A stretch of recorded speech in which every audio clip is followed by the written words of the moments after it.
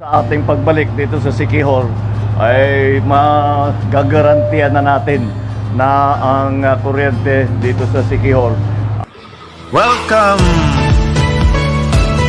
to Romis Update Channel. ay sobra-sobra na ang supply.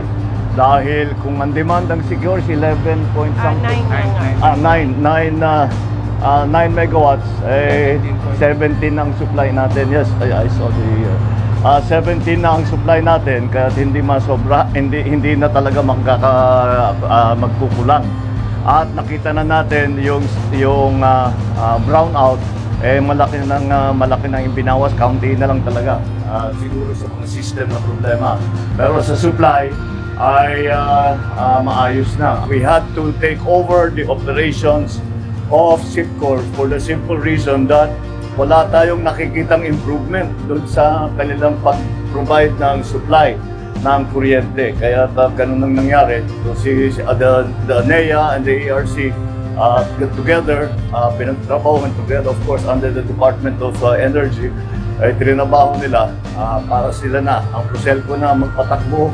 At after that, tutuloy-tuloy na natin, and we'll see that magiging mas maganda na ang serbisyo ng pag-provide ng kuryente. Malakas na ang loob ko na i-proclaim na buo na ang supply ng kuryente dito sa Siquijor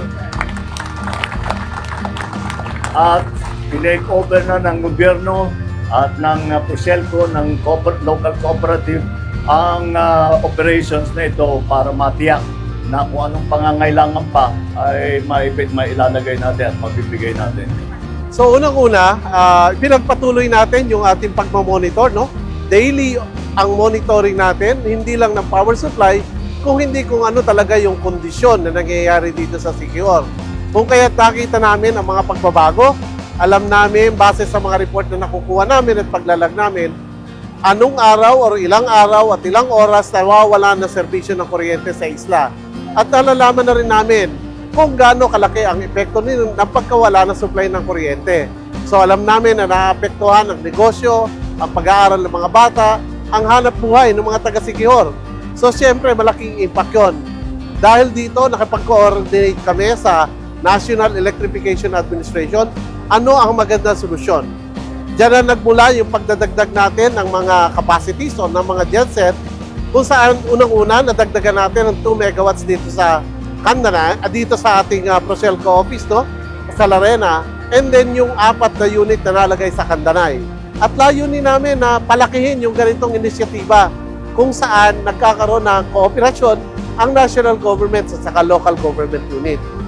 Ipagpatuloy natin yung sitwasyon naman ng operation ng Proselco, tinitingnan din namin, meron din ba pagkukulang ang Proselco o wala? So nakita namin ang pangangailangan na dapat iayos ang kanilang mga linya. Kung kaya't inatasan natin ang National Transmission Corporation na pag-aralan sa katulong na rin ng Proselco kung paano ang magandang gawin sa linya ng kuryente sa buong isla. Kung saan nakita natin nangangailangan ang Proselco na magkaroon ng looping system, yung umiikot ang kuryente para ang mga planta ay parang nag-uusap. Mawalan man ang serbisyo sa Larena, may serbisyo sa Candanay, pwedeng tumulong sa Larena. So yun yung aming mga proyekto na dapat isagawa dito. Marami pang iba kaming naiisip, pero dinadahan-dahan lang namin.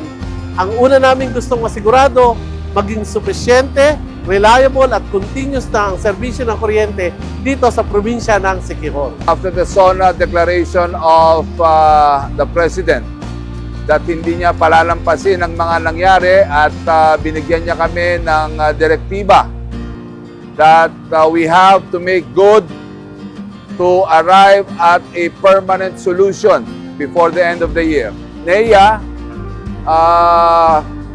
commissioned engineers from the University of the Philippines to do a comprehensive study and analysis, evaluation of the present state of Sipcor. And from those investigations, ERC found out that Sipcor committed several violations. So from that standpoint, I was directed by the Secretary of Energy, Sharon Garin, to assist Procelco to immediately enter into an emergency power supply agreement, EPSA, of which we considered to commission Total Power to be the one to supply the emergency power supply agreement, considering they have already an installed capacity of 4 megawatts in the island. So from there, we mobilized the additional capacity that are installed right now in Lassie plant and at the plant dito sa Larena, itong umaandar sa likod natin. And we got the signal from DRC that we have to move in immediately. We did not wait anymore for until the end of the year. So when we were able to mobilize equipments, gensets, we decided to move in before the service of the closure order.